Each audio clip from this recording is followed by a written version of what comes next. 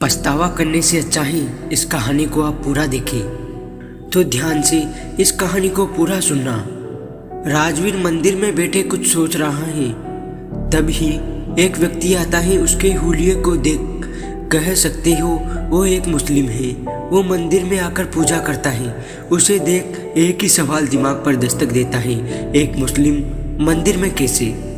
वही एक सवाल राजवीर को उसकी सोच से बाहर निकालता है और वो उस शख्स की तरफ देखता ही है कि वह शख्स उस अनपूछे सवाल को भांप लेता है और वही मंदिर की डेल पर राजवीर के पास बैठ जाता है और खुद ही कहता है, मेरा नाम अशफाक है, मैं मुस्लिम समाज से हूँ, रोजाना मंदिर आकर पूजा करता हूँ।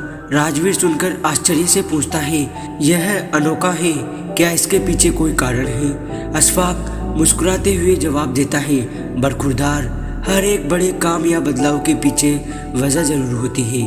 यहाँ भी है। हमारी बीवी हिंदू थी, उन्होंने हमारे धर्म को दिल से अपनाया।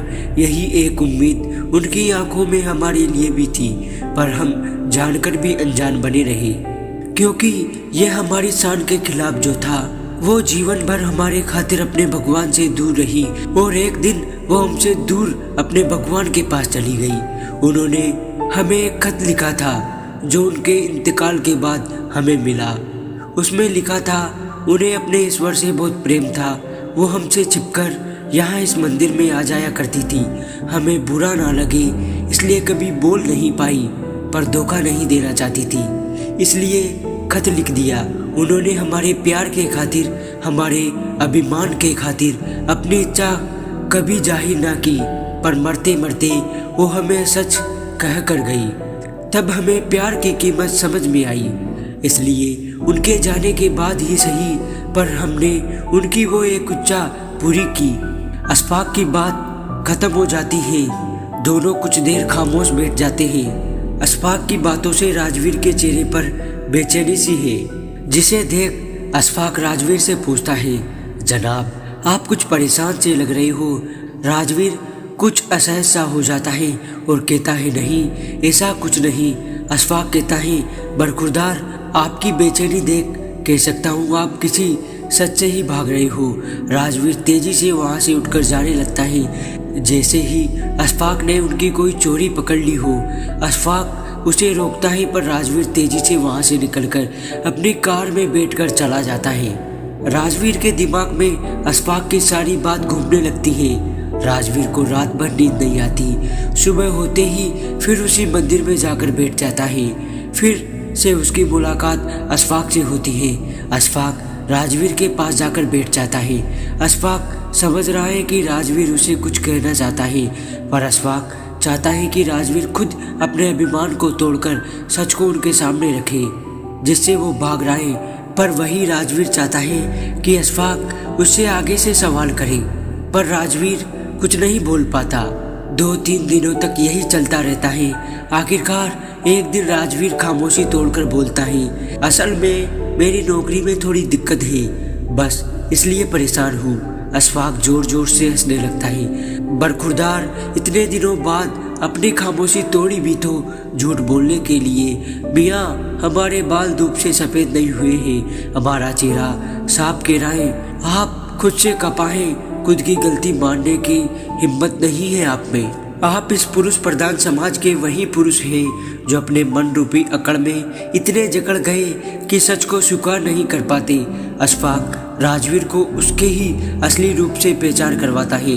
राजवीर के दिल पर एक बोझ है जिसे वो खुद से भी खुलकर नहीं कह पाया है, और आज वो अपने जीवन के उस एक पहलू को अशफाक के सामने रखता है। मैं एक मॉडल लड़की से शादी करना चाहता था, पर मेरे माता पिता ने मेरी शादी गांव की लड़की शिखा से करवा दी। मैं उससे ठीक से बात तक नहीं करता था।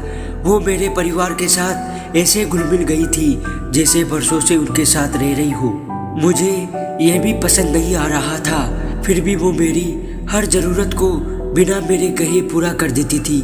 मैं तरक्की पर तरक्की कर रहा था। मुझे अपने आप पर बहुत अभिमान था। एक दिन नशे में धुत आकर मैंने शिखा के साथ बदसलूकी की। मैंने कहा, तुम मेरी ज़िंदगी की सबसे बड़ी गलती हो, शर्म आती है मुझे। जब तुम्हें पत्नी कहना पड़ता है। मैं बोलता ही गया। शिखा के लिए यह सब नया नहीं था, पर मेरे माता पिता के लिए एक कड़वे घूंट के समान था। बिना मुझसे बात किए वो शिखा को अपने साथ ले गए। मैंने ऐसे बिहेव किया जैसे मुझे काली पानी की सजा से मुक्ति मिल गई हो। जाते वक्त शिखा ने मेरी मेज पर एक डायरी रखी थी जिसे मेरी सारी ज़रूरतों की लिस्ट थी। यह देखकर मुझे गुस्सा आ गया। क्या समझती है वो खुद को? मैं क्या उस पर डिपेंड करता हूँ? फिर मैंने सोचा, मैं क्यों चिल रहा हूँ? वो तो थी ही गंवार, अब चली गई। मैं आज़ाद हूँ ऐसा सोच मैं ऑफिस चला गया। ऑफिस में लंच ब्रेक में जैसे ही मैंने टिफिन खोला, मैंने उस महक को मिस किया जो रोजाना मेरे थके चेहरे पर मुस्कान बिखेर देती थी। एक पल के लिए मुझे एक अजीब सी कमी महसूस हुई, पर उस वक्त मुझे अपनी आज़ादी का गुमान ज्यादा था। समय गुजर रहा था। मैं अपनी हर एक ज़रूरत के लिए डायरी पर डिपेंड करता था। कमी का कुछ एहसास तो था, पर मेरा ईगो मेरे सामने आ जाता और मैं फिर अपनी अकड़ से जीने लगता। मैं परेशान जब हो गया जब मेरा वर्किंग परफॉर्मेंस बिगड़ने लगा। हमेशा अपनी प्रोग्रेस के लिए मैं खुद को सारा क्रेडिट देता था। मैं ये मानना ही नहीं चाहता था कि मेरी प्रोग्रेस में शिखा का भी बुरा हाथ था। उसी के कारण मैं अपने जीवन की कोई छोटी बड़ी परेशानियों और जिम्मेदारियों से बहुत दूर था और केवल अपने काम पर फोकस करता था। बेस्वाद खाने में, मुरझाए फूलों में, बिखरे घर में, हर उस जगह जहां मैं शिखा को देख चिढ़ता था, उसे गंवार कहकर निकल जाता था। मुझे उसकी कमी महसूस होने लगी थी, पर मैं ये मान कैसे लेता। एक दिन मन भारी हो गया। फिर मैंने माँ को कॉल किया। वो मेरी आवाज़ से ही समझ जाती थी कि मैं परेशान हूँ, पर समझते हुए भी माँ ने मुझे इग्नोर कर दिया और कहा कि शिखा ने दूसरी शादी का फैसला कर लिया है। ये सुनकर मुझे और गुस्सा आ गया और मैंने कॉल कट कर दिया। कुछ दिनों पहले ही मुझे डाक से तलाक के कागज़ मिले। पता नहीं क्यों मैं खुश नहीं हूँ। मैं चाहता तो यही था कि शिखा मेरी ज़िंदगी से दूर हो जाए, पर आज मैं बेचैन हूँ। अशफाक थोड़ी देर रुककर कहता है, अब तुम क्या सोच रहे हो? राजवीर कहता है, शिखा मुझसे बहुत प्यार करती थी, फिर वो कैसे दूसरी शादी के लिए सोच भी सकती है? अशफाक कहता है, वाह मियाँ, क्या अभी भी वो आपसे पूछेगी कि आगे बढ़ूं या नहीं? आज जब आपको उसकी अहमियत पता चली, तब भी उसके सच कहने से झिझक रहे हो। सब कुछ सामने है, पर फिर भी माफ़ी मांगने में खुद को छोटा महसूस कर रहे हो। मियाँ समझ लो, अगर अब भी अपने ईगो में रहे तो फिर मौका नहीं मिलेगा। दोस्तों, आदमी का ये ईगो ही उसे जिंदगी से हरा देता है। राजवीर सब जानता है, पर उसके अहम के कारण वो शिखा से बात नहीं कर पा रहा है। शायद उसे डर है कि इस बार शिखा उसे ना कह दे। अशफाक राजवीर को झिझोड़ कर कहता है, जब मैं मेरी बीवी के खातिर मंदिर जा सकता हूँ, तो क्या तुम एक सच स्वीकार नहीं कर सकती? राजवीर को अशफाक की बात दिल पर लग जाती है। वो कॉल तो नहीं, पर शिखा को एक मैसेज करता है। मैसेज डिलीवर होते ही उधर से कॉल आ जाता है। दोनों के बीच लंबी बात होती है और यह लंबा कॉल दोनों को वापस मिला देता है। दोस्तों, एक मैसेज के बाद शिखा एक पल नहीं रुकती और कॉल कर देती है। यह एक औरत का दिल है। वो जिसे प्यार करती है उसे कभी नहीं झुकाती, और वही एक आदमी हर उस औरत को झुकाता है जो उससे प्यार करती है। किसी का बंधक नहीं, वक्त रहते काम हो जाए वह अमूल्य है, वरना पछताने के अलावा कुछ नहीं रह जाता।